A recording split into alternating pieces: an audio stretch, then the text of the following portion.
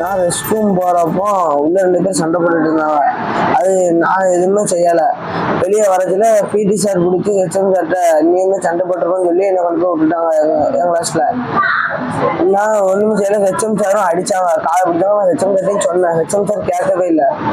HM sir அதாவது கெட்ட கெட்ட வயா பேசினாங்க. நான் ஒண்ணுமே செய்யல சார். அப்படி நான் சார்ட்ட சொல்லதான் செஞ்சேன், ஒண்ணுமே செய்யணும். அடுத்து சோப்புக்காரனை மாட விட்டு பெரும்பாலும் அடிச்சாங்க.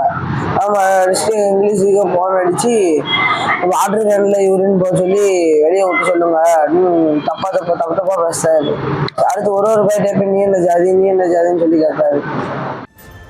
நிலையில் 10ஆம் வகுப்பு படிக்கும் மாணவரை ரத்தம் வரும் அளவிற்கு தலைமை ஆசிரியர் தாக்கியதாக கூறப்படுகிறது. இதனையடுத்து பெற்றோர் புகார் அளித்திருப்பதாகவும் தகவல்கள் வெளியாகி இருக்கின்றன. முழுமையான விவரங்களோடு செய்தியாளர் ராஜா இணைந்திருக்கிறார். ராஜா வணக்கம், என்ன நடந்தது? முழுமையான விவரங்களை வழங்கலாம். கௌதமி, திருநெல்வேலி டவுன் பகுதியில் உள்ள அரசு உதவி பெறும் சாப்டர் பள்ளியில் 10ஆம் வகுப்பு மாணவரை தலைமை ஆசிரியர் கடுமையாக தாக்கியதாக குற்றச்சாட்டு இருந்துள்ளது.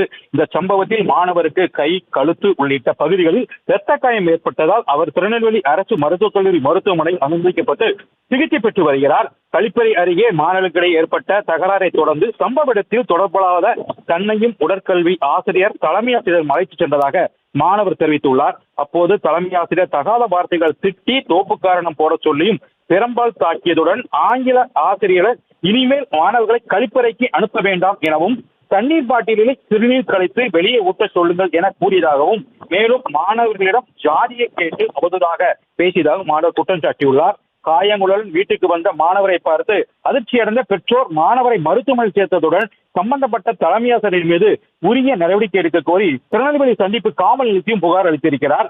மாணவர்களை காயம் ஏற்படும் அளவுக்கு தாக்கியதோடு ஜாதி ரீதியாக பேசியதாகவும் கழிப்பறைக்கு செல்ல விடாமல் பாட்டிலில் சிறுநீர் கழிக்குமாறு கூறியதாகவும் பெற்றோர் குற்றம் சாட்டியிருக்கின்றனர். இந்த சம்பவம் திருநெல்வேலி டவுன் பகுதியில் பெரும் பரபரப்பை ஏற்படுத்தியிருக்கிறது.